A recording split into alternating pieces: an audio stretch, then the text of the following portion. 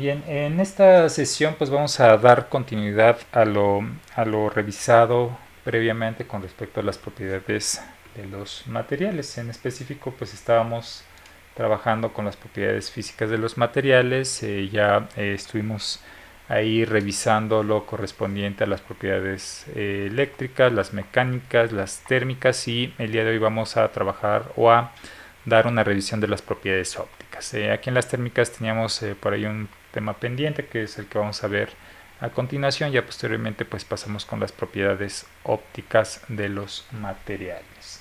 Ya en las otras sesiones o en la siguiente sesión pues ya estaríamos revisando las propiedades químicas y las propiedades ecológicas. Bien, como les comentaba, pues aquí en las propiedades térmicas, pues ya habíamos revisado estas, ahí por alguna razón pues faltó agregar esta parte de soldabilidad, que es la que vamos a comentar a continuación. Bien, la soldabilidad, pues obviamente es la capacidad que tienen algunos materiales para poder llevar a cabo un proceso de unión a través de la soldadura o es la capacidad de un material para ser soldado. Obviamente, pues aquí depende de muchas condiciones, vamos a ver las más generales, pero depende de muchísimas condiciones, ¿no? Como lo habíamos comentado en alguna sesión, no recuerdo cuál, que hay, a pesar de que tengamos metales, hay metales que no pueden ser soldados o no se pueden unir entre sí a través del proceso de soldadura debido a las características que se presenta o se requiere de una soldadura o de un material fundente en específico para poder llevar a cabo ese proceso de soldadura. Entonces, de hecho, pues hay maestrías específicas en lo que se refiere a soldadura. Pues tengo que comentarles que sí es un tema súper extenso, como es cada uno de los que hemos estado revisando y hemos tratado de resumir lo mejor posible para que se entienda la parte fundamental, pero en este caso de soldabilidad, pues sí, no es la excepción, ¿no? Es un tema o una área del conocimiento bastante extensa, en la cual van involucrados muchísimos parámetros para poder llevar a cabo este proceso de soldadura, y dentro de este proceso de soldadura o de unión de materiales pues está esta propiedad, ¿no?, que es soldabilidad. Entonces vamos a tratar de verlo lo más general posible. Pues sí es una propiedad importante, más cuando se trata de proceso de manufactura, más que es uno de los procesos más utilizados en la industria metalmecánica. Entonces por eso la importancia de esta propiedad, ¿no? Y repito, pues es la capacidad que presentan los materiales para poder ser unidos a través de este proceso de soldadura. Vamos a leer para complementar. Dice que es la facilidad con la que los materiales pueden unirse mediante el proceso de soldadura. Valora la aptitud de los materiales para ser soldados. Bien, entonces es eso, ¿no? ¿Qué tan fácil se pueden unir los materiales con base a sus propiedades? Pues hay que revisarlo, ¿no? Hay que hacer un estudio previo para ver si el material fundente que tenemos nosotros pensado aplicar es el adecuado para poder unir dos materiales del mismo tipo o de diferente tipo o de diferente composición. Entonces eso ya son variables, parámetros, condiciones que influyen para este proceso de unión. Aquí nos vamos a enfocar simplemente a la soldabilidad. Aquí se me perdió esto. Aquí está. Aquí. Bien, este proceso de soldabilidad pues está dividido en tres. Esta propiedad de soldabilidad pues la podemos enfocar en tres distintas áreas: el área de la metalúrgica, en la operativa y en el área constructiva. Vamos a revisar primero la soldabilidad metalúrgica.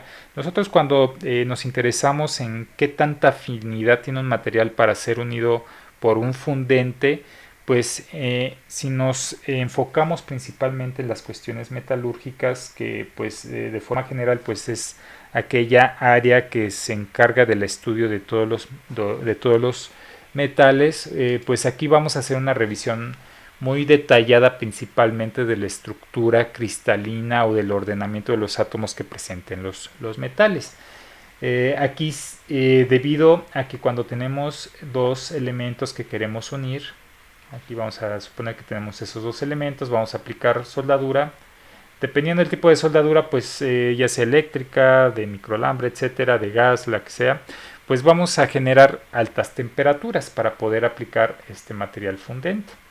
Este es el material fundente que se va a derretir y va a generar una aleación, vamos a decirlo así, una aleación para poder llevar a cabo el proceso de unión. Pero esas altas temperaturas, como lo vimos en su momento de las propiedades y las estructuras, en los metales cuando nosotros aplicamos ciertas temperaturas pues cambia el ordenamiento de los átomos, cambian su estructura cristalina y por lo tanto van a cambiar sus propiedades. Una de esas propiedades que cambian y que son de suma importancia para este proceso de unión pues son las propiedades mecánicas.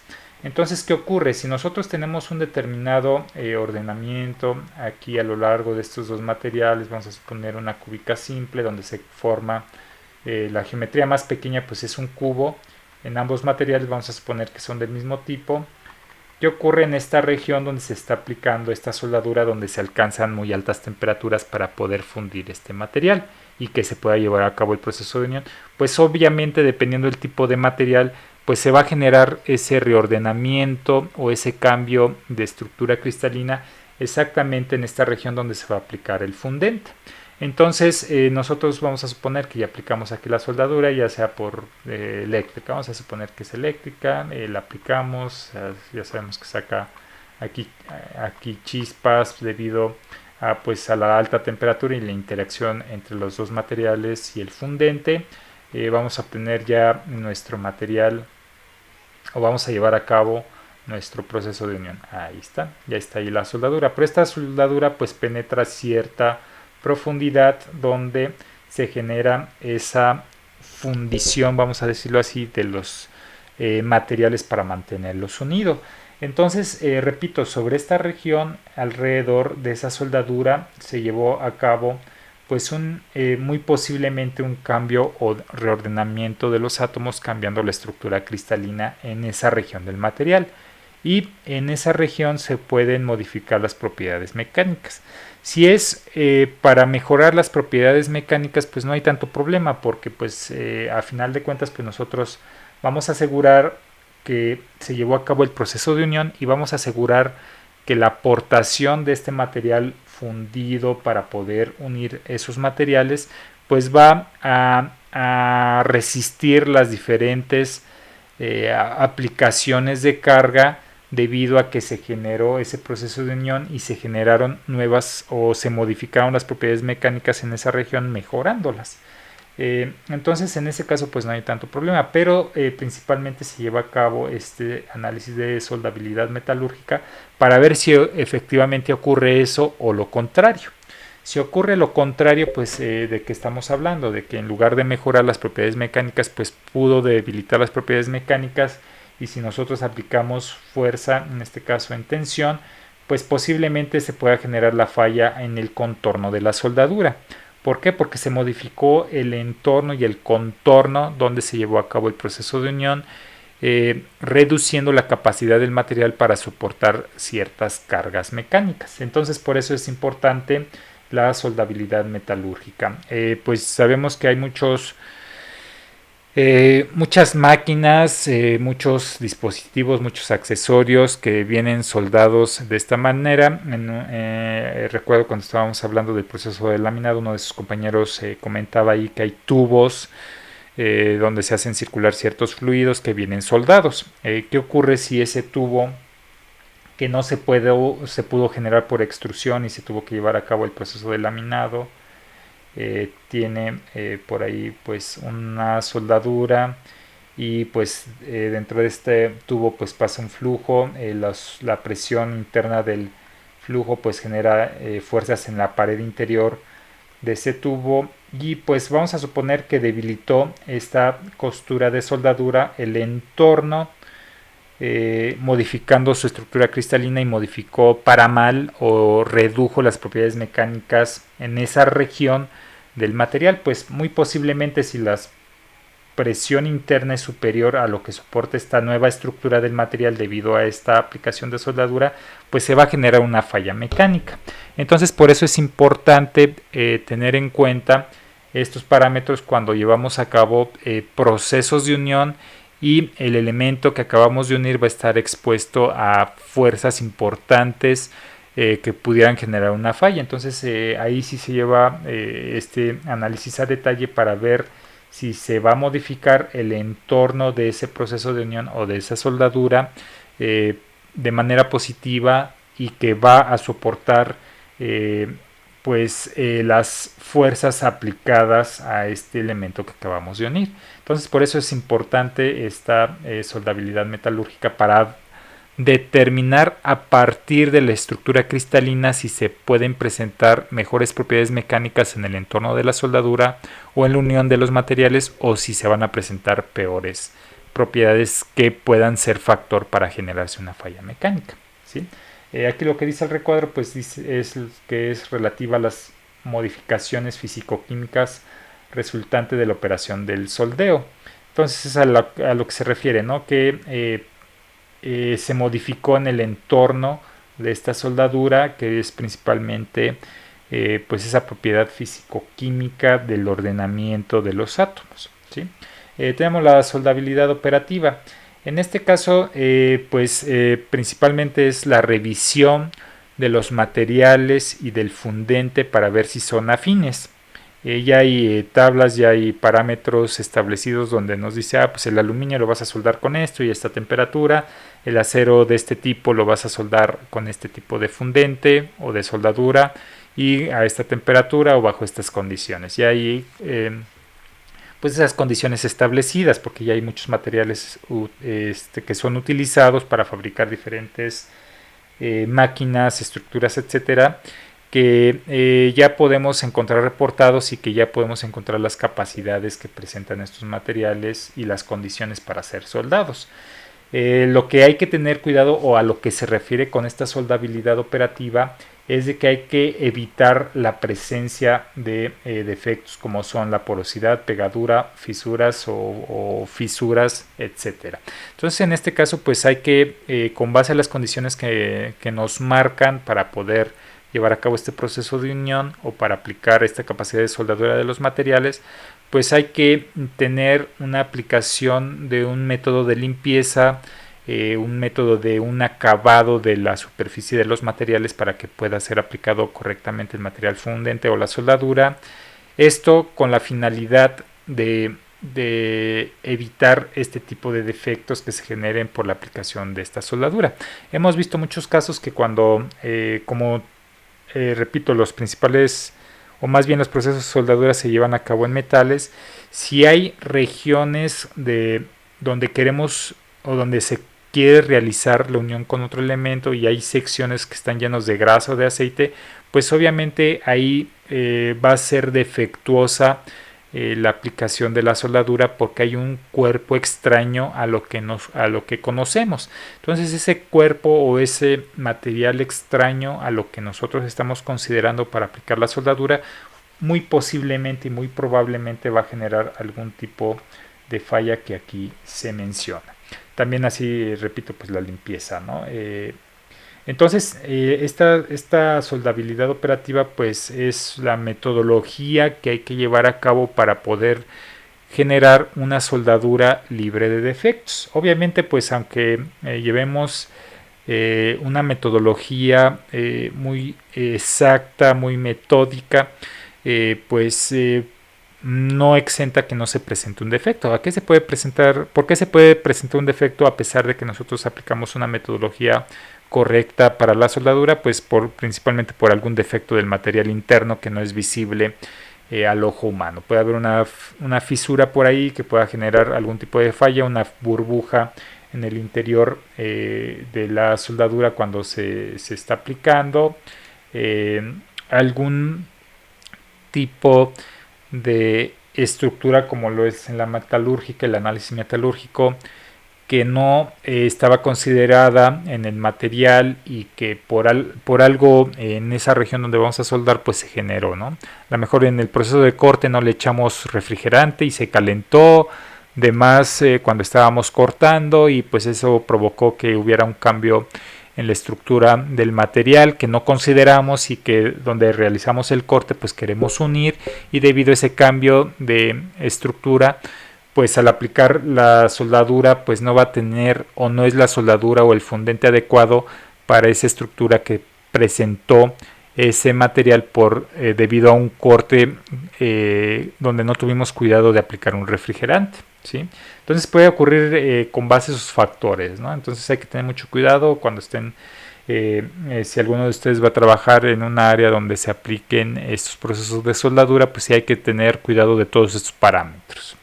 También tenemos la soldabilidad constructiva. En este caso pues ya es cuando nosotros aplicamos o tenemos aplicada una soldadura con base a alguna norma, con base a alguna metodología, y qué es lo que se va a hacer para determinar la capacidad de soldabilidad de los materiales. Pues ya teniendo nosotros nuestros elementos unidos, pues los vamos a evaluar mecánicamente. Vamos a llevar a cabo algún tipo de prueba en la cual nos permita verificar la capacidad que tiene esta soldadura, o la capacidad que tienen los materiales unidos a partir de la soldadura con respecto a las capacidades mecánicas, ¿no? ¿A qué me refiero con todo esto?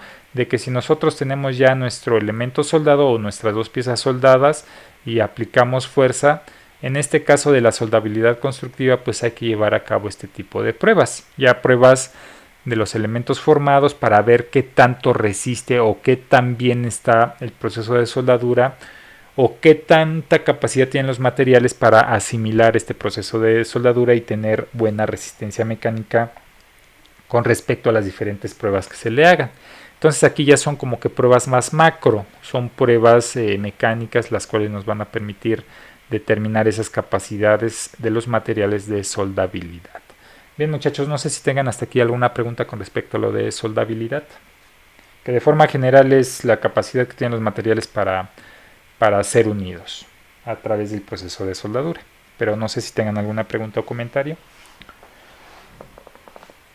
Sí. Sí.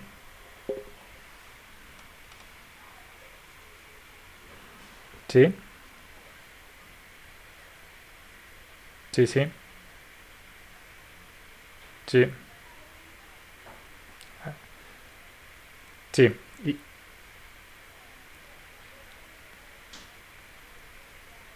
sí.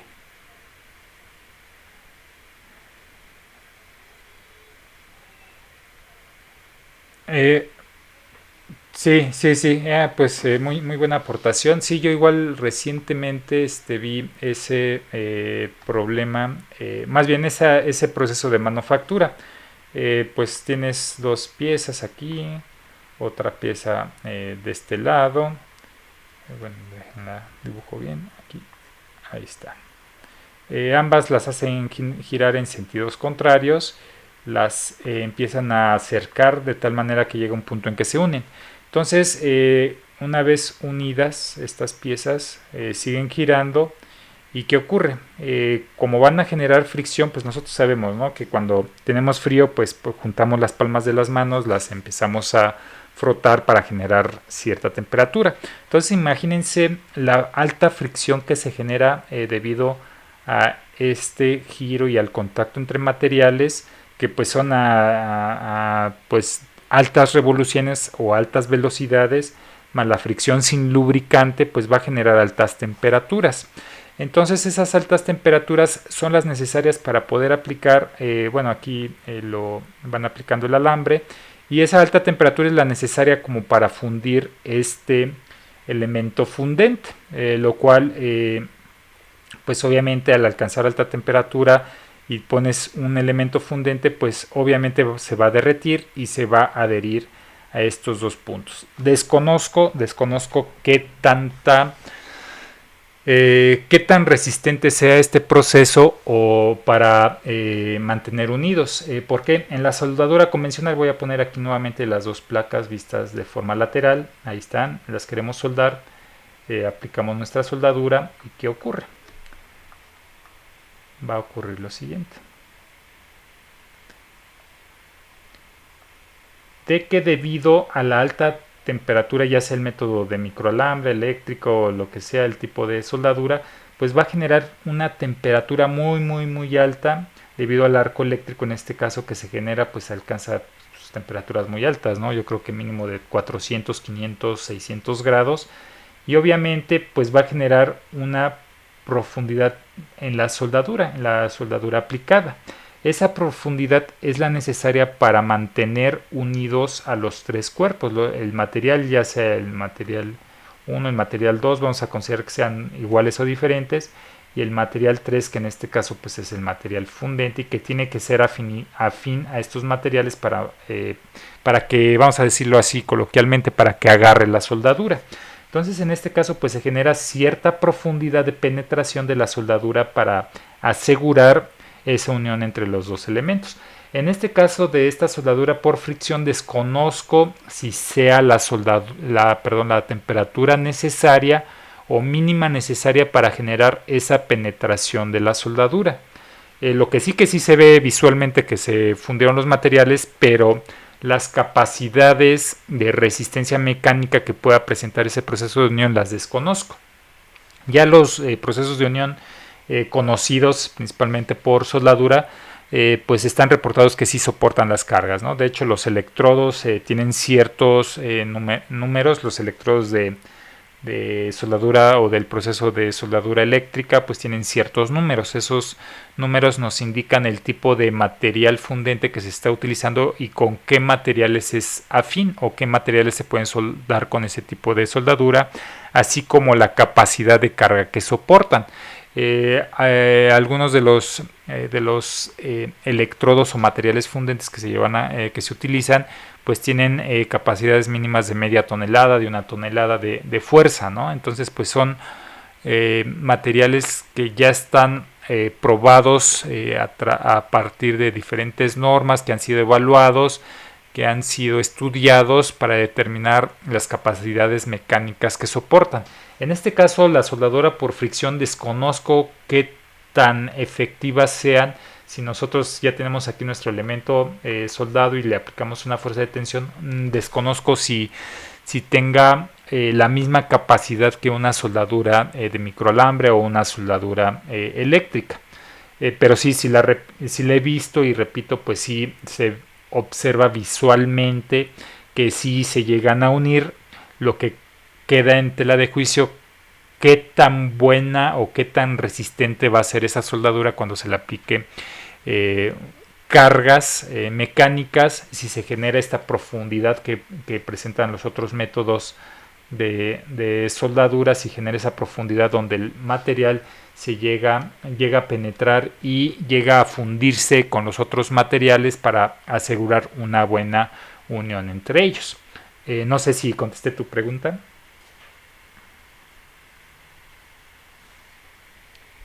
Gracias. Sí, sí,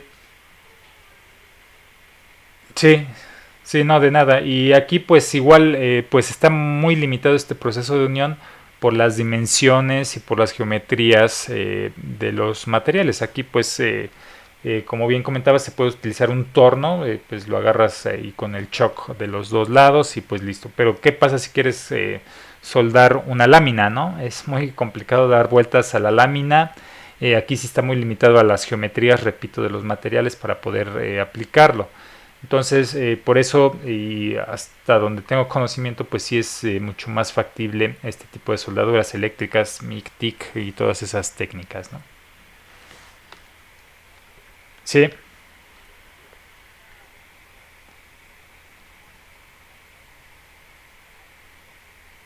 una que...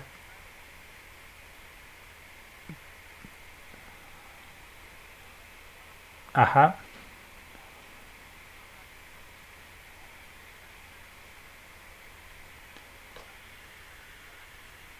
ajá,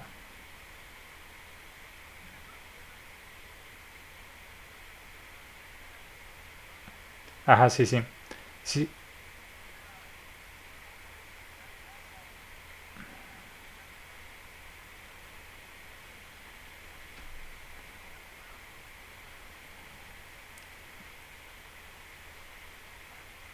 sí, Sí, mira, ese proceso de unión pues es como si fuera un remache, pero es un remache de soldadura. Se aplican dos fuerzas opuestas de compresión en un punto. Eh, bueno, le voy a poner aquí, haz de cuenta que tienes aquí una lámina y aquí otra lámina. Aquí tienes, pues puede ser el negativo, este va para arriba y aquí viene la soldadura. O puede tener soldadura material fundente o simplemente es otro electrodo que hace que aplica esta fuerza para acá en compresión. Llega un momento en que se unen y por tener en este caso un negativo, aquí un polo negativo y aquí un positivo, pues va a generar un cortocircuito, ¿sí?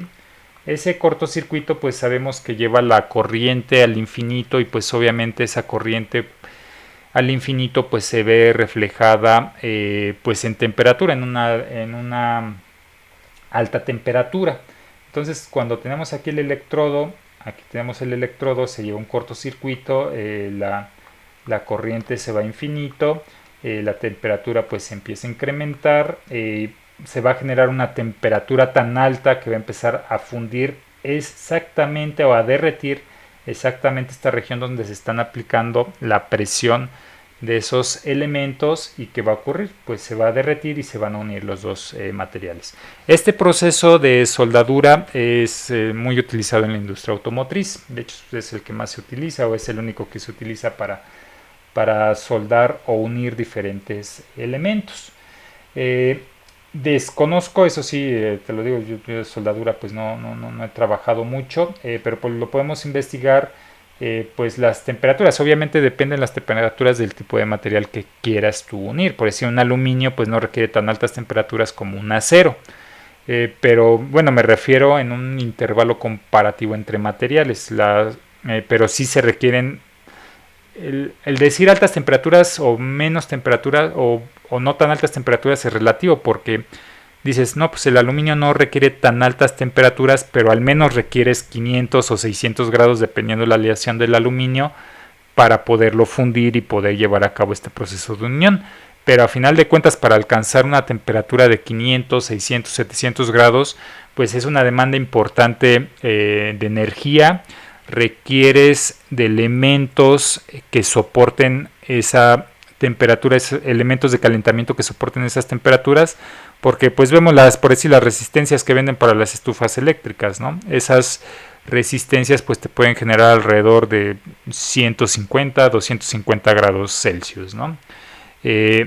Con eso pues obviamente nunca vas a alcanzar a fundir un material, en este caso un aluminio, que son los que requieren menos temperatura. A lo mejor un plomo sí, porque pues, el plomo derrite alrededor de 80 a 120 grados, el estaño lo mismo. Entonces en ese caso pues ese tipo de materiales sí, pero ya materiales que se aplican para determinadas aplicaciones que soporten carga pues requieren de altas temperaturas y es relativo qué tan altas temperaturas requieras.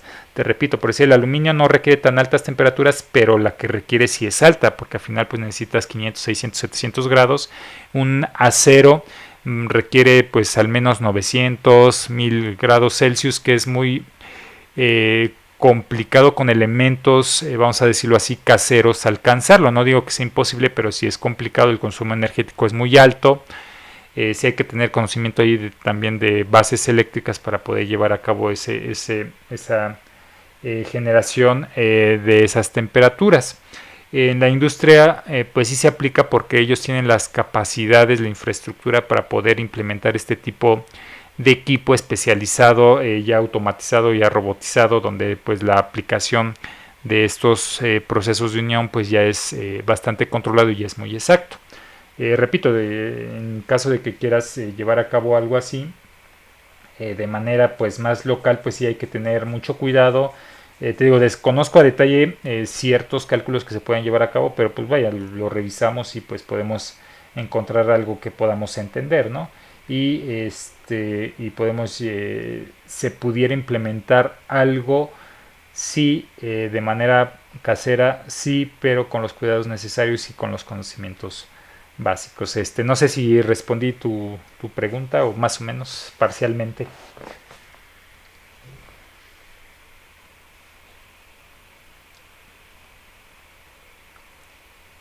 Sí.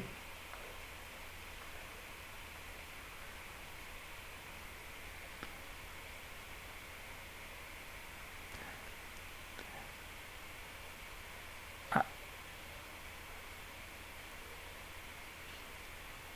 sí.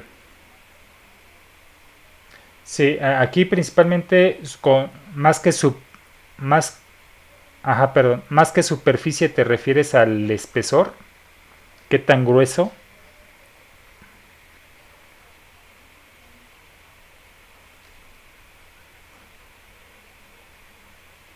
Ajá,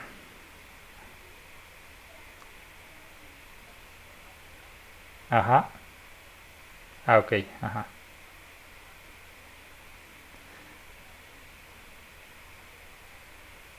Sí, sí, sí, sí tienes, ajá, sí, aquí tienes tu rodillo y aquí tienes tu lámina. Supongamos que lo quieres aplicar ahí.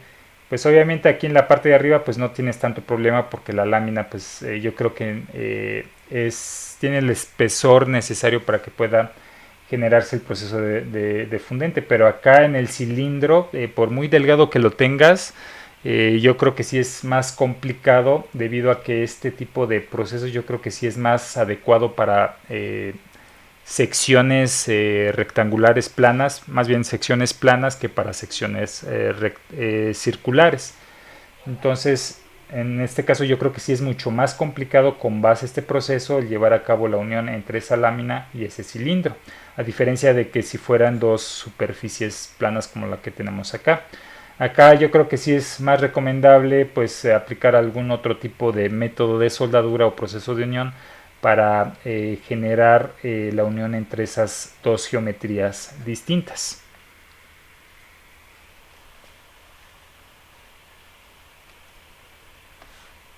Sí, sí, sí, de todas maneras yo le he hecho una ojeada para ver si hay algo que te pueda aportar en ese aspecto.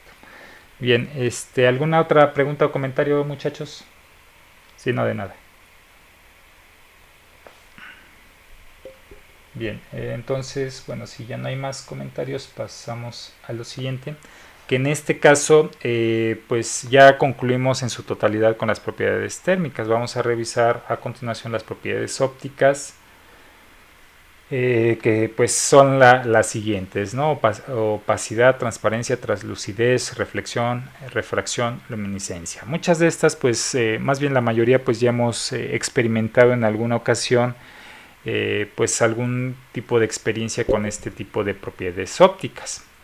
A lo mejor inconscientemente pues no nos hemos preguntado qué tipo de propiedad óptica es, pero de que lo hemos visto en algún momento de nuestra vida, pues lo hemos visto, o hemos tenido interacción con ello, pues lo hemos tenido. Entonces, en este caso, pues las propiedades ópticas pues, son las que se generan a partir de la interacción entre la luz y la materia.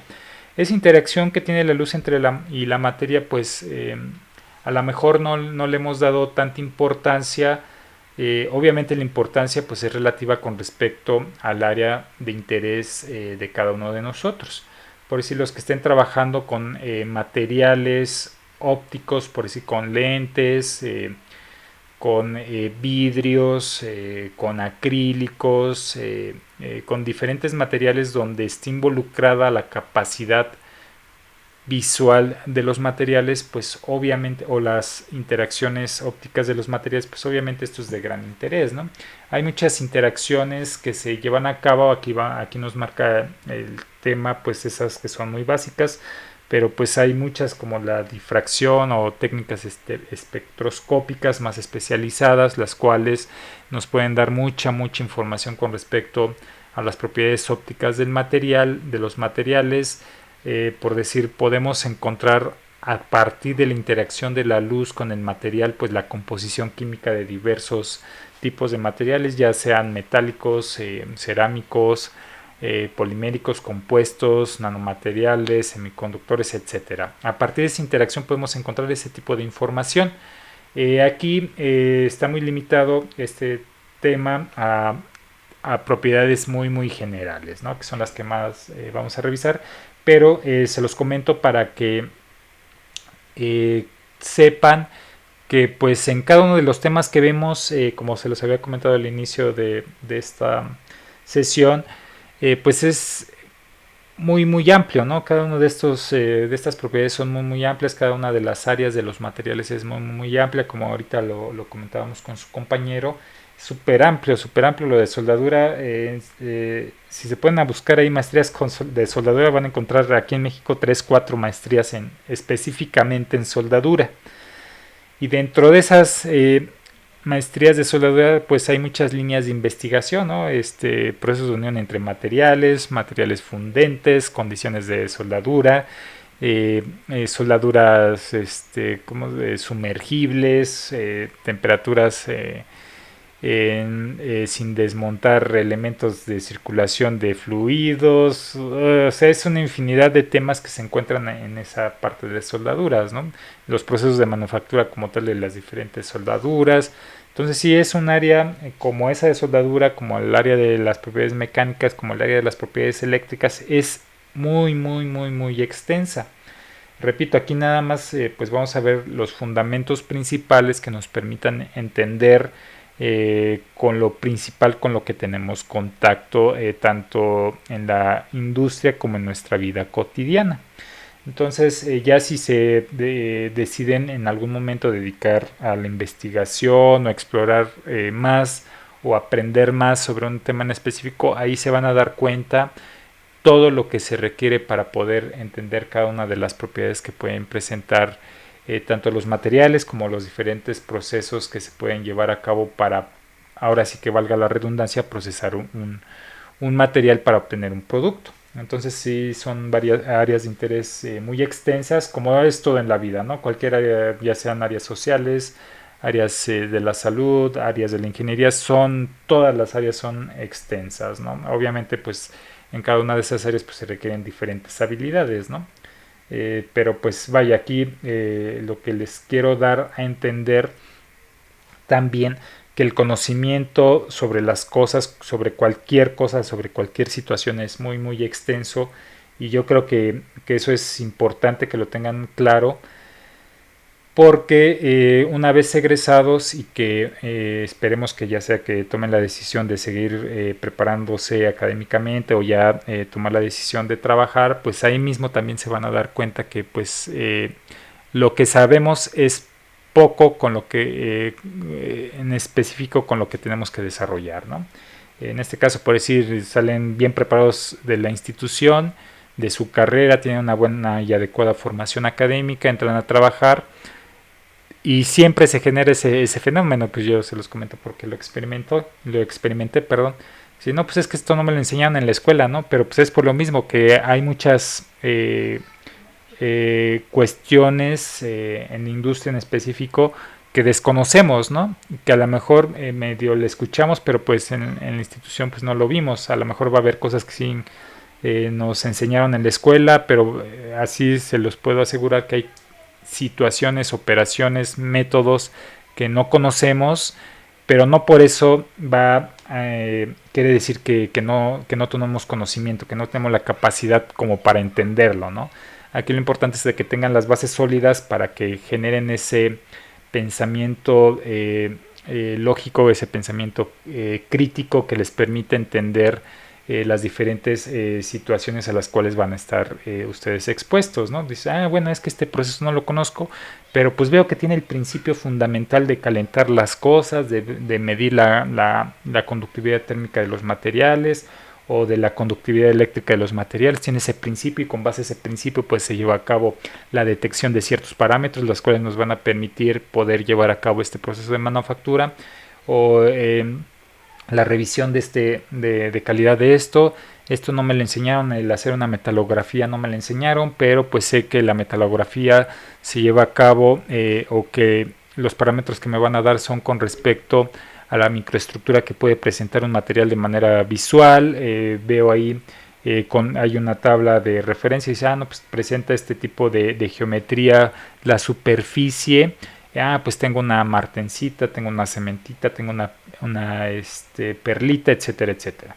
Entonces, eso es lo importante, ¿no? Del tener conocimiento básico de de las diferentes áreas del conocimiento, que les puede abrir esa parte lógica, bueno, les fomenta, les permite desarrollar o abonar un poquito más a esa capacidad crítica, esa capacidad de desarrollar esa lógica, ¿no? Entonces, con respecto a esto de las propiedades ópticas, pues lo mismo, dices, pues va a tener una interacción de la luz con el material, pues qué extraño, ¿no? O sea, se me hace increíble, ¿no? Repito, en su momento, cuando ustedes experimentan este tipo de situaciones de manera cotidiana, pues no le ponen mucha atención, pero ya que conocen las bases, mira, sí es cierto, tiene este fenómeno, este material por este contacto con la luz, no le había puesto tanta atención, pero ya le pongo, ¿no? Es como, por decir, tienes un coche, compras tu coche y pues hay miles de coches en la calle, pero cuando tú tienes tu coche dices, mira, no me había puesto atención y mucha gente tiene el coche que yo tengo, ¿no? Entonces es más o menos eso, ¿no? De que a lo mejor no es tan alineada la analogía, pero lo que quiero dar a entender es eso. Mira, ya le pongo atención más a estos fenómenos porque ya los conozco más, ya tengo contacto con con estas propiedades, más que fenómenos, con estas propiedades de los materiales. Entonces puedo ya tener las herramientas como para entender temas más profundos, más complejos, que me permitan entender más las propiedades, en este caso las propiedades ópticas de los materiales.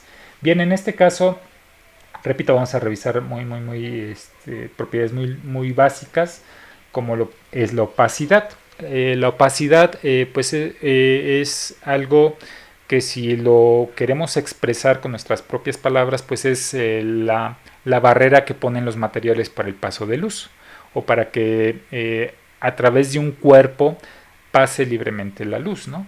Entonces en ese caso decimos, pues mire, está muy opaco este lente, ¿no? No puedo ver porque está opaco, no me deja ver lo que hay del otro lado. ¿Por qué? Porque no permite el libre paso de la luz o de los colores o de las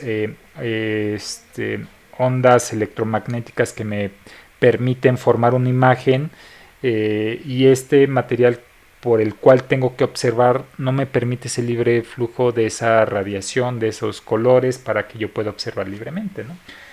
Entonces hay ciertas escalas o ciertos parámetros que nos permiten determinar si es opaco o no un material. Aquí tenemos y pues decimos, no, pues esto para nada es opaco.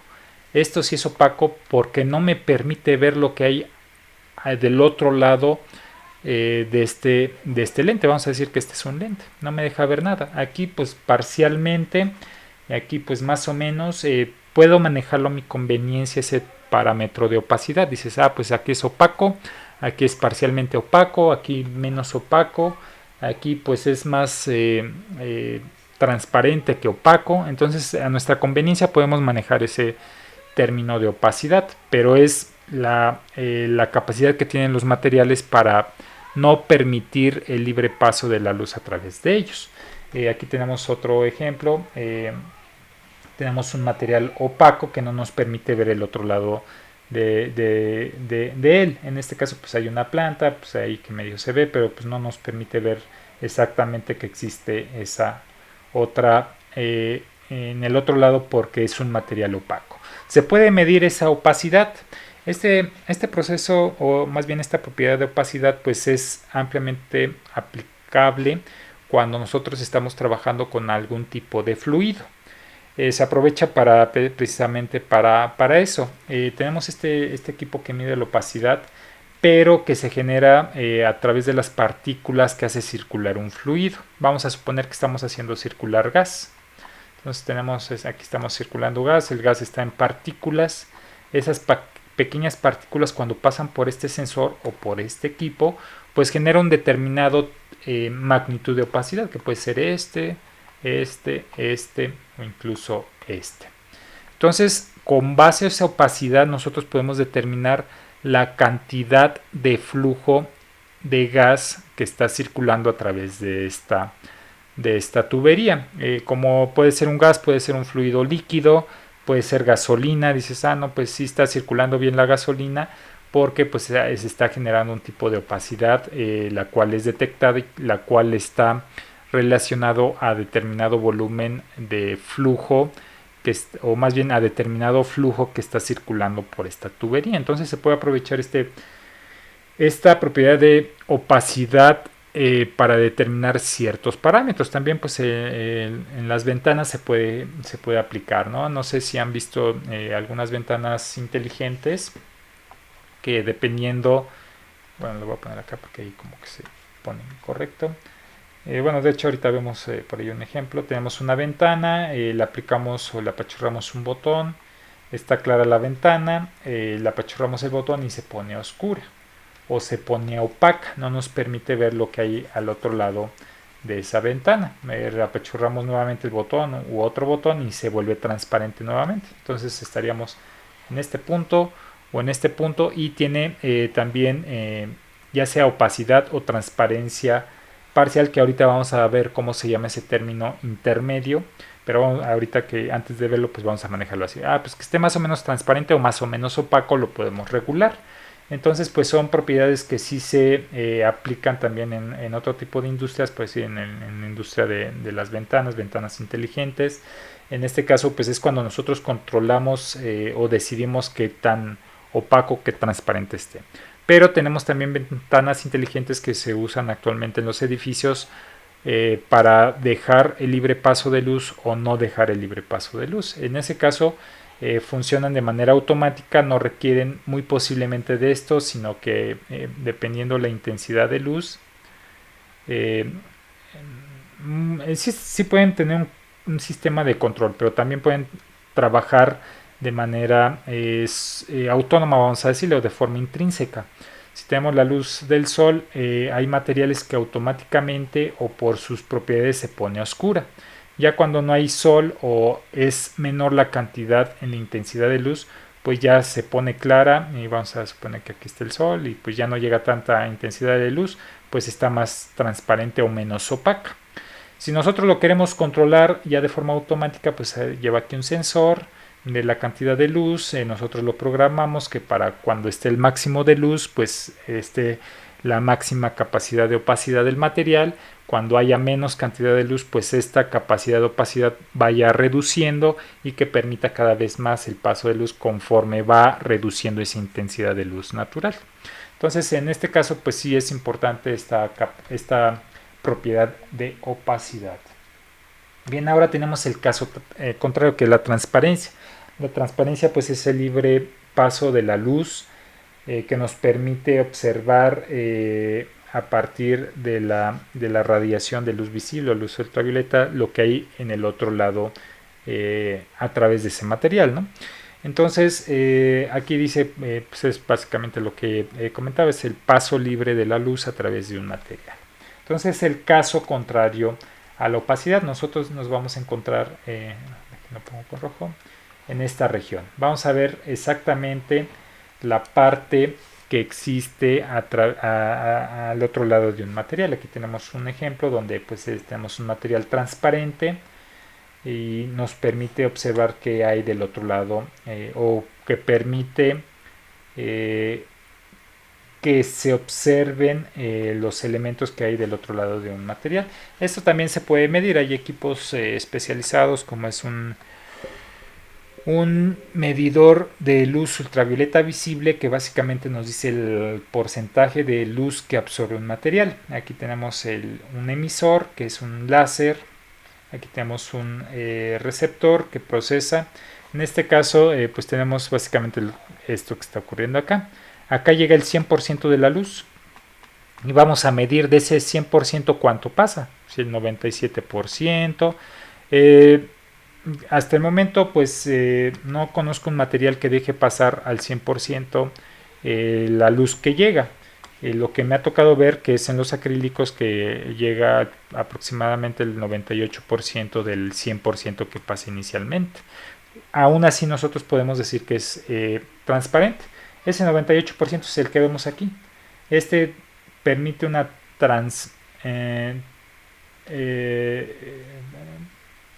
transmisión de luz prácticamente al 100%, prácticamente total, por lo que podemos observar el otro lado de este material o a través de ese material podemos determinarlo. Entonces todavía el 90% pues se puede considerar transparente o un material que presenta transparencia. Yo creo que hasta el 80% se puede considerar un material transparente.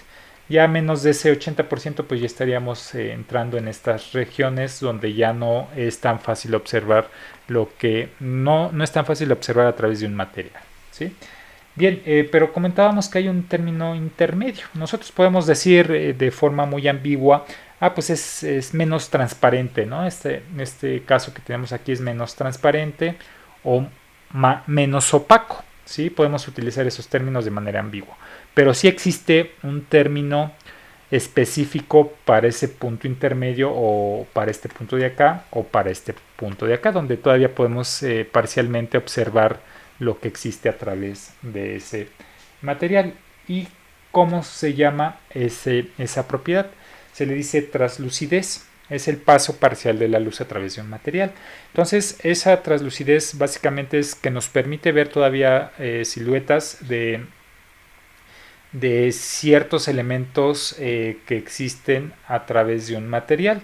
Podemos ver de manera sin alta nitidez, pero podemos todavía observar ciertas sombras, para que quede más claro, de los elementos que están del otro lado de un material translúcido. En este caso, pues estaríamos prácticamente en estos tres puntos ubicados. Este es un material opaco, este es un material transparente y este es un material, en estos casos caería un material translúcido. ¿Por qué? Porque vemos sombras, contornos de los elementos que están del otro lado del material. Aquí tenemos tenemos un material translúcido o una ventana translúcida porque vemos parcialmente contornos, sombras de una persona. Esa capacidad también la medimos con este mismo equipo que pues puede ser un espectrofotómetro, un equipo de ultravioleta visible, el cual, como comentábamos, a partir del 100% de la luz que llega, pues podemos determinar su porcentaje. Ya con respecto al porcentaje que nosotros podamos leer al otro lado, pues ya definimos que tenemos un material transparente, un material opaco o un material translúcido. Si tenemos 50% de lo que llega, pues estamos hablando de un material translúcido, que sería este caso. ¿Sí? Entonces ahí nosotros definimos esas tres propiedades principalmente con base a lo que podamos observar a través de él. Opaco no observamos absolutamente nada, translúcido vemos parcialmente lo que hay atrás, vemos sombras, contornos, etcétera, y si vemos lo que está del otro lado vamos a decirlo así, perfectamente, pues decimos que tenemos un material transparente. ¿Sí está claro estas propiedades, muchachos? Opacidad, transparencia y translucidez, ¿sí está claro? ¿O tienen alguna duda o comentario que realizar con respecto a esto? Sí, adelante.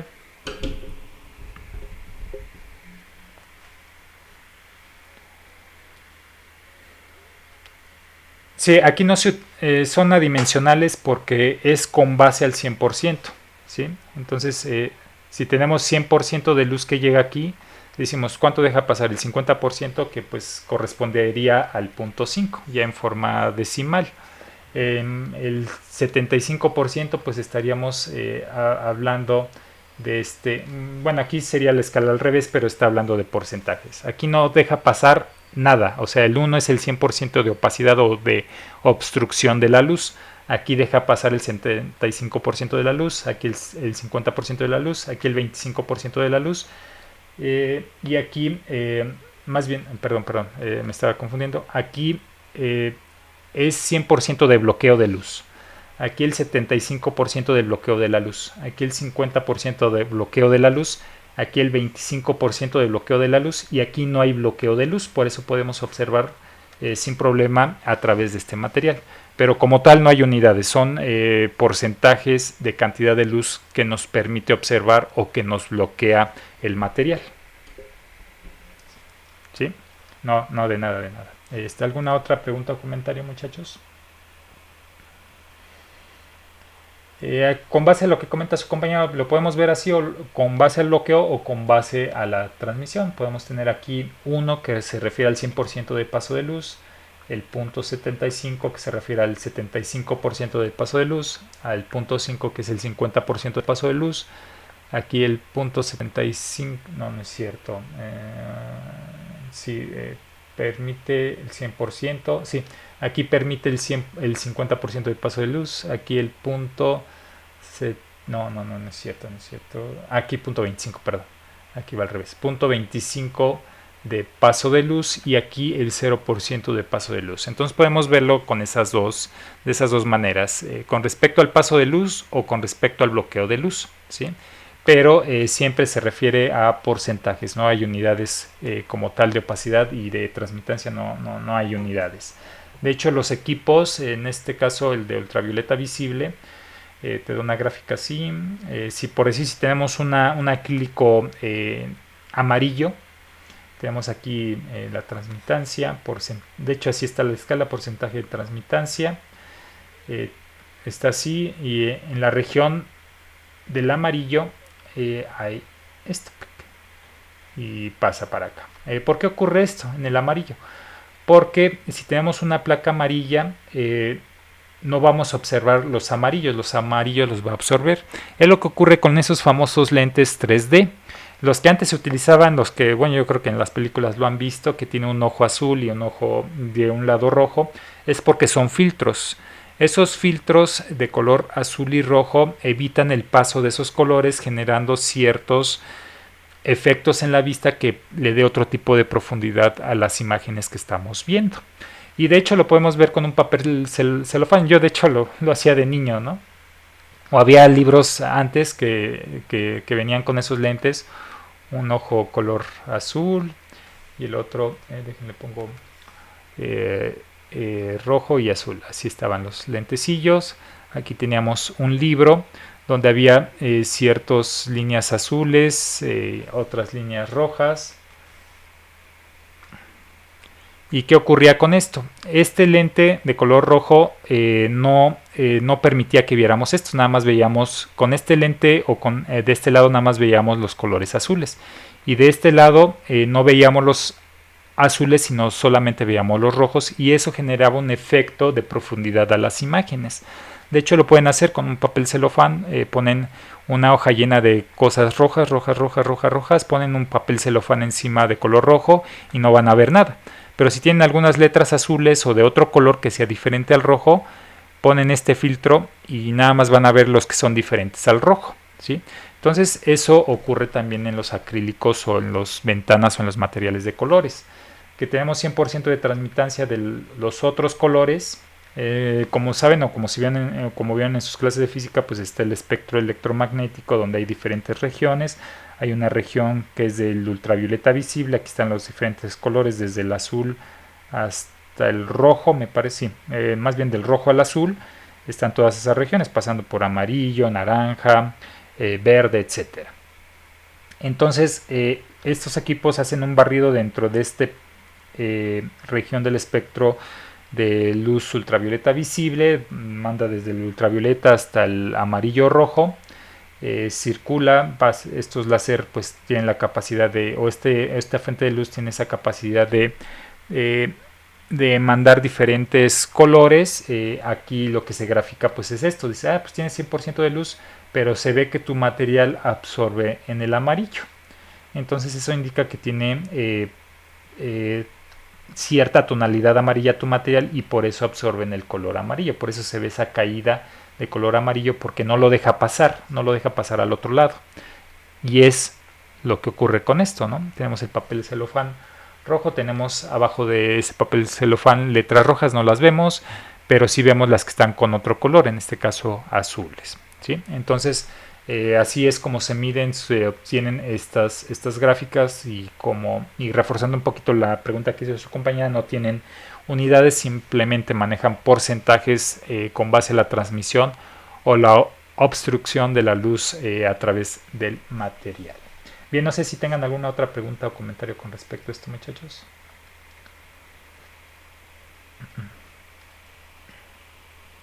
Bien, pasamos.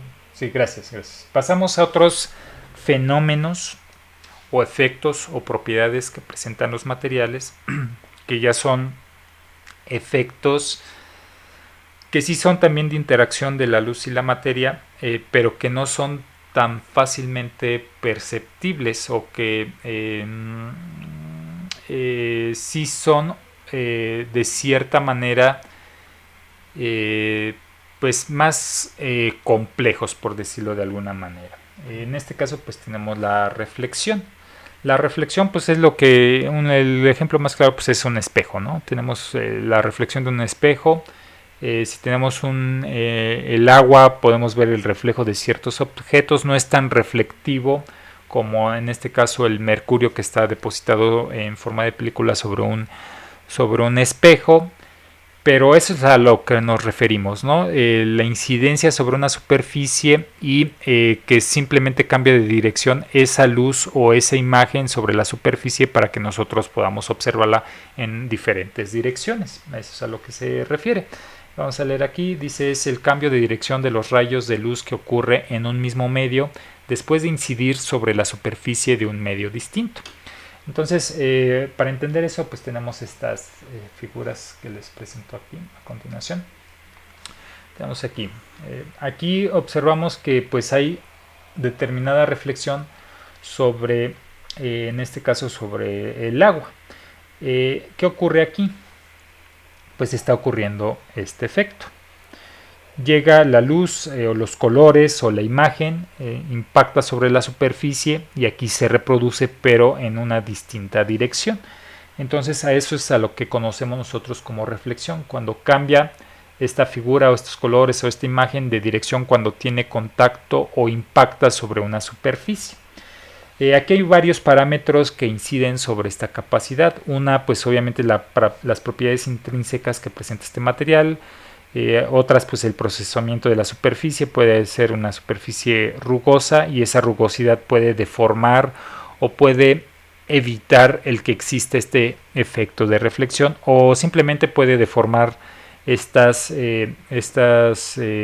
imágenes, pues llegan con cierta longitud de onda. Se puede generar modificaciones y pueden generarse esas modificaciones que se ven reflejadas en una deformación de la figura. Y lo vemos aquí, si echamos una piedra pues se generan ciertas ondas. Esa onda pues ¿qué va a ocurrir? Va a deformar esa imagen. La vamos a seguir viendo pero la vamos a ver deformada, ¿sí? Entonces pues es un efecto de la rugosidad de la superficie. La otra, lo que les comentaba, qué tanto deja pasar de luz esa superficie, va a haber cierta cantidad de luz que va a pasar y va a haber cierta cantidad de luz que se va a reflejar. Eso ocurre con el agua. Deja pasar cierta cantidad y la otra la refleja. Es por eso que sí se ve con cierta nitidez este reflejo, pero no se ve con tanta, al 100% lo mismo que estamos observando nosotros aquí. ¿Sí? Observamos y sí se ve claramente, pero no se ve de manera tan definida como obviamente es la imagen original. Ya se ven ciertas regiones que no están tan definidas debido a que sí impacta aquí. Voy a borrar esto. Sí llega aquí cierta cantidad de estas imágenes, cierta cantidad se va a través del agua y la otra cantidad de luz que impacta sobre esa superficie es la que nosotros vemos en el reflejo. ¿Sí? Por eso no hay tanta nitidez sobre esa superficie de agua. Entonces a esto nos referimos con esa reflexión. Esta reflexión se aplica en muchos equipos de medición, nuevamente en técnicas espectroscópicas. Espectroscopía se refiere a la interacción de la luz con la materia. Entonces esos efectos de reflexión traen pues otros fenómenos, como es la dispersión, como es la difracción, no reflexión sino difracción, que nos permiten determinar ese efecto de difracción, pues el ordenamiento de los átomos para poder determinar la estructura, o el ordenamiento de los átomos para poder asignarle un tipo de ordenamiento, como es una estructura cristalina, las redes de Bravais o los modos de red, que es una estructura cúbica simple, etcétera, etcétera, etcétera. Entonces, a partir de estos efectos o de estos fenómenos, nosotros podemos determinar mayor información, o se puede aprovechar toda la interacción que tiene la luz con esa materia para poder obtener muchísima, pero muchísima información, muchachos. Entonces, son efectos físicos del área de la óptica que nos permiten determinar mucha información con respecto a la materia y debido a esa interacción que existe entre la luz y la materia. Pero en este caso simplemente vamos a enfocarnos a la reflexión. Pues es la cantidad de luz que rebota que impacta sobre una superficie y simplemente cambia de dirección y nos permite reproducir esa imagen como lo tenemos aquí, con ciertos detalles obviamente, porque no toda la luz pasa. Si tuviéramos un espejo, ahí sí estaríamos viendo exactamente lo que está aquí. Acá lo estaríamos viendo exactamente, porque es mínima la cantidad de luz que va a interactuar ahí con el mercurio. Mínima. Casi es muy poco el porcentaje, no sé, 1 o 2% el que se está yendo para acá y el 98% se está viniendo para acá, lo cual nos permite reconstruir una imagen prácticamente similar a la que está llegando de este lado. Bien, ese es uno de los efectos o de las propiedades ópticas que pueden presentar los materiales, la reflexión. Como repito, los materiales opacos pues obviamente no van a presentar esa, o pueden presentarlo, porque pues si nos referimos a un material opaco pues es el que nos evita, bueno, no, de hecho no, porque no nos permite ver a través absolutamente nada de eso. Un material opaco pues va a absorber, en este caso va a absorber toda esta luz, se va a venir para acá, no va a reflejar nada porque va a absorber todo, y va a absorber, la va a tener aquí absorbida, no vamos a poder tampoco ver lo que está o lo que viene de acá para acá, ni lo que está reflejando porque es un material opaco. Entonces ahí ya entran diferentes características, condiciones de los materiales donde se ve involucrada todas estas propiedades que hemos visto hasta el momento. Pero vemos que hay materiales que sí son relativamente reflexivos, por decir el caso del vidrio. El vidrio, a pesar de que sea transparente, nosotros vamos a ver lo que está del otro lado, o va a permitir el paso de la luz para que nosotros veamos de este lado lo que está ocurriendo, y pues se supone que es el ojo. Nosotros nos va a permitir ver eso, pero va a ocurrir esto que les comentaba, esta parte de acá va a impactar aquí, pero cierta cantidad se va a reflejar. Entonces pues lo hemos visto en los coches de los vehículos, ¿no? Si nos ponemos en cierta posición, pues nos podemos ver el reflejo de nuestro rostro, de nuestro cuerpo, podemos ver lo que está atrás, porque deja pasar la luz, pero también cierta cantidad de luz se va a reflejar, ¿sí? Entonces son efectos, propiedades que presentan gran parte de los materiales, o todos los materiales, que obviamente presentan en mayor o menor magnitud esa parte de la transparencia, de la opacidad. Bien, otro fenómeno que ocurre óptico, es la refracción. La refracción pues es lo que ocurre, o es el cambio de la luz cuando interactúa a través de la materia. Para complementar vamos a leer lo siguiente. Dice: es cuando la luz pasa de un medio transparente a otro, produciendo un cambio en su dirección debido a la distinta velocidad de propagación que tiene la luz en los diferentes medios, medios materiales. En este caso pues es lo que ocurre con los fluidos, líquidos. De niños pues nos preguntamos, o nuestros padres dicen: mira, te voy a hacer magia, pasa un lápiz de un lado y resulta que lo observamos que está introduciéndose o está circulando en otra dirección. Pero ¿cómo es posible eso?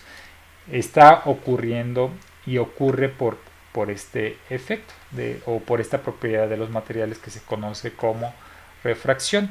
Cambia la dirección, sí permite el paso de la luz, pero en diferente dirección. ¿Y cómo lo podemos ver?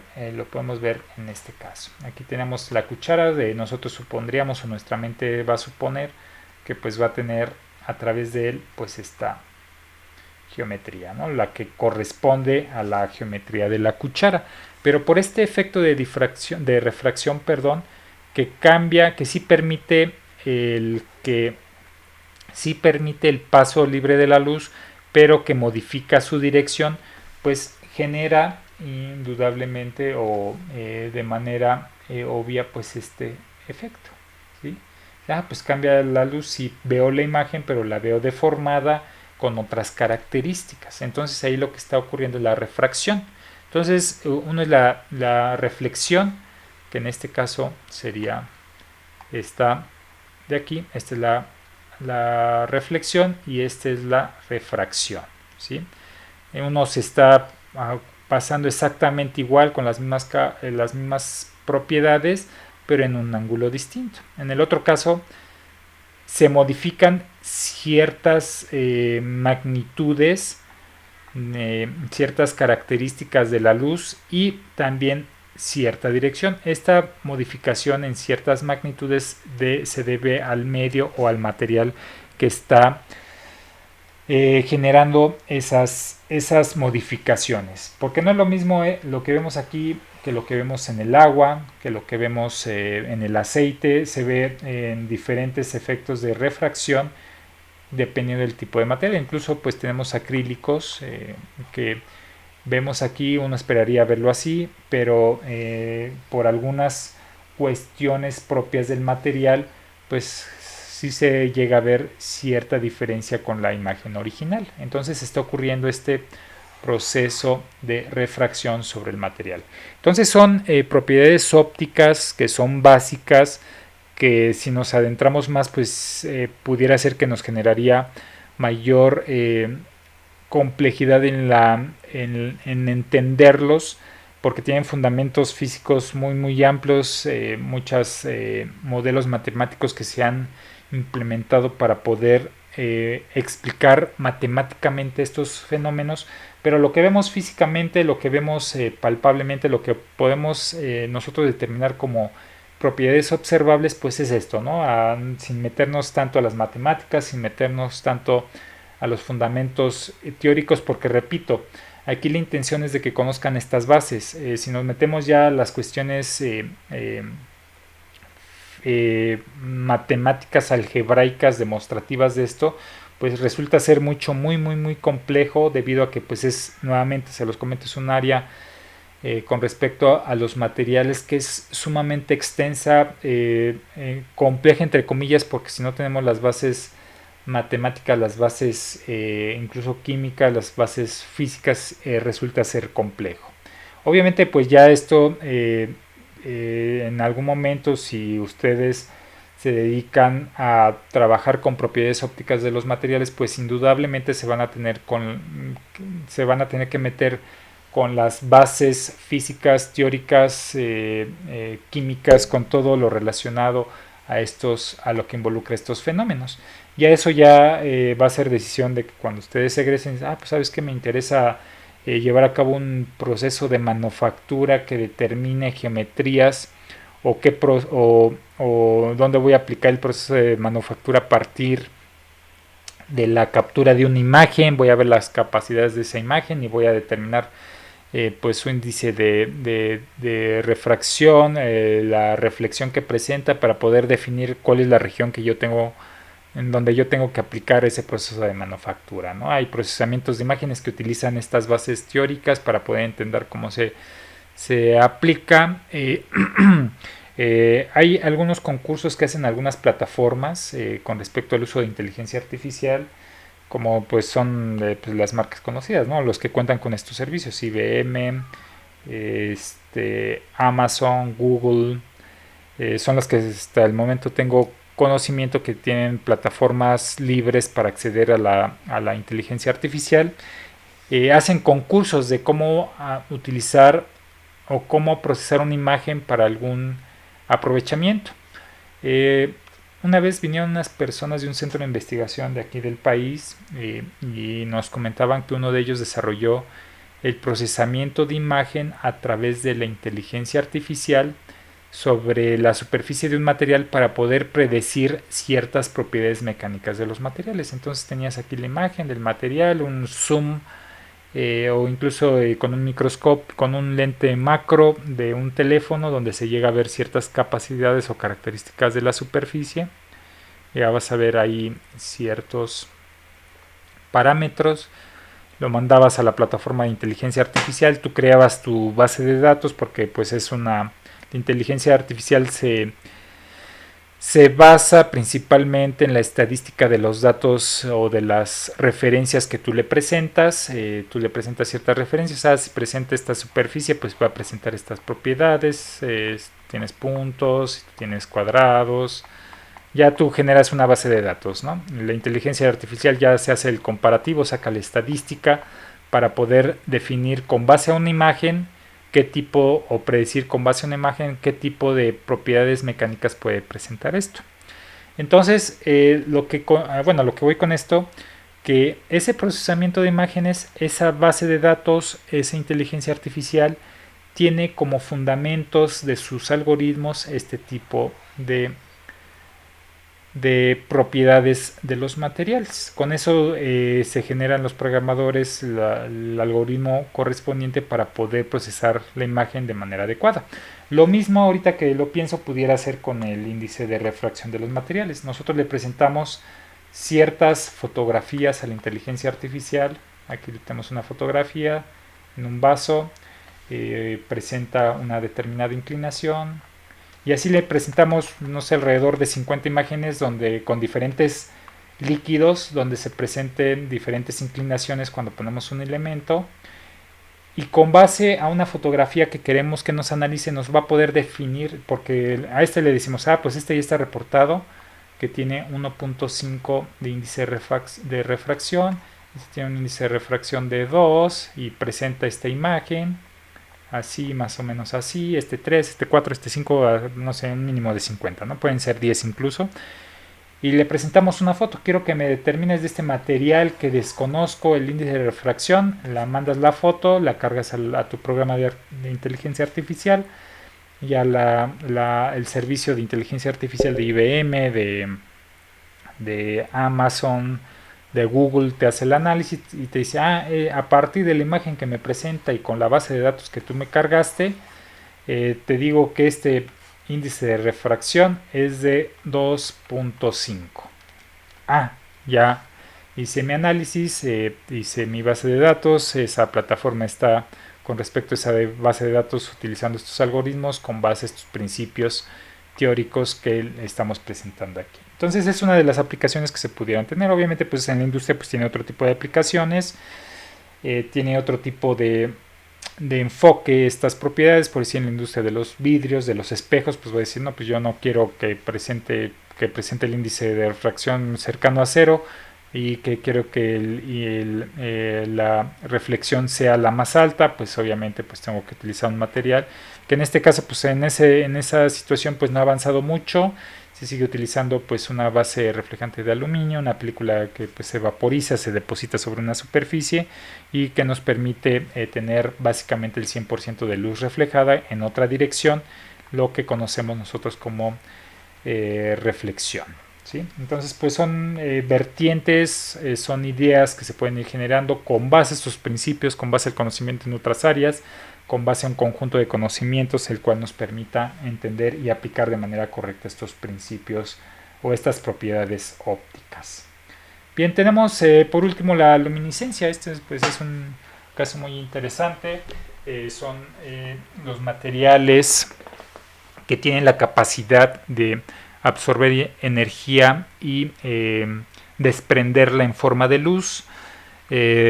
En este caso pues hemos tenido contacto con este tipo de elementos, y ahorita en la diapositiva que vamos a presentar, la lámina que vamos a presentar, pues vamos a ver que efectivamente hemos tenido contacto en algún momento con este tipo de efecto de luminiscencia. Dice que es la capacidad de absorber energía y volver a emitirla en forma de luz visible, o sea que nosotros, el ojo humano la puede detectar.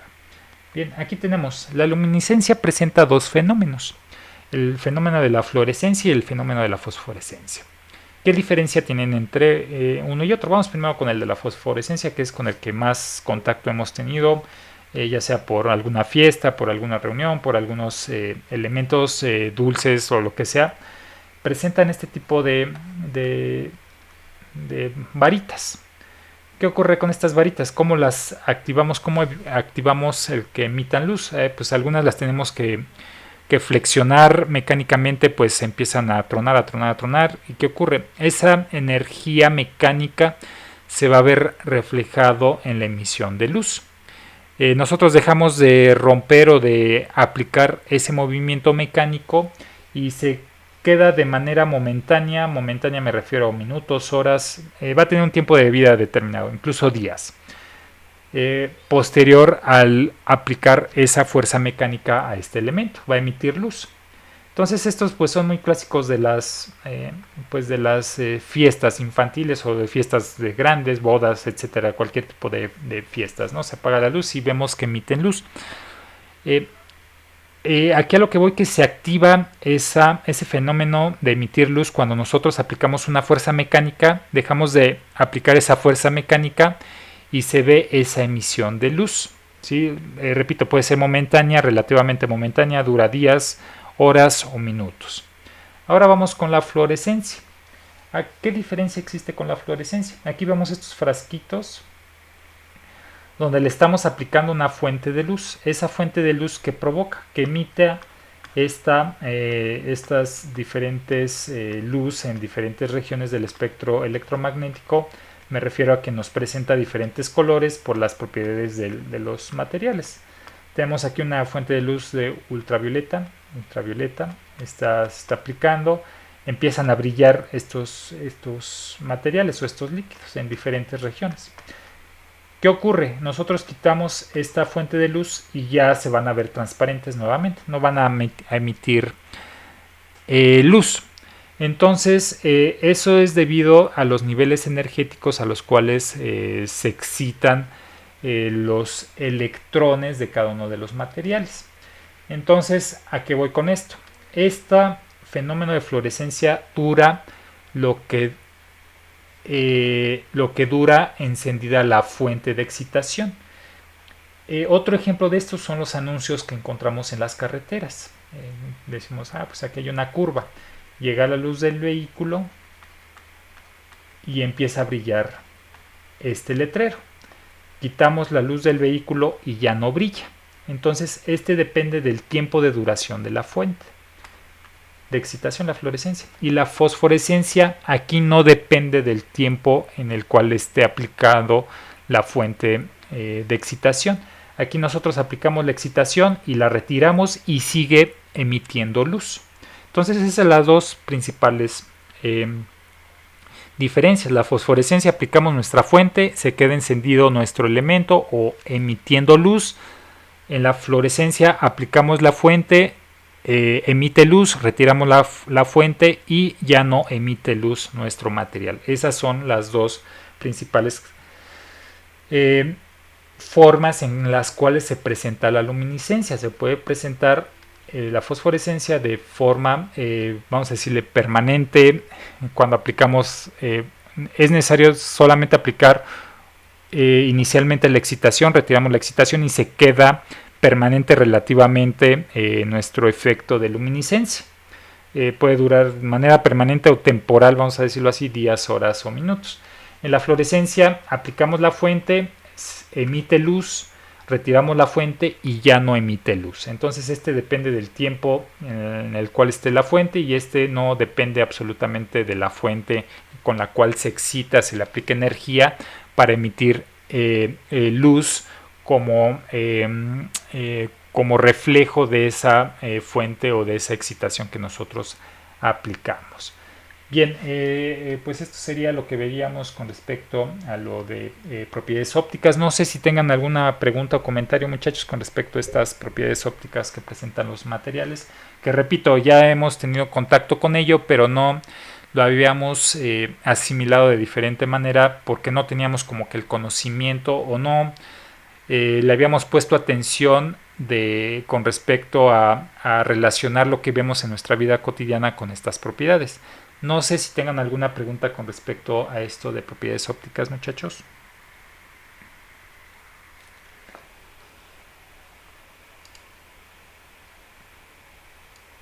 Ok. Bien, paro el video, ya lo van a poder consultar por si tienen ahí alguna duda o un problema de conexión, ya revisan dónde se quedaron. Entonces paro el video.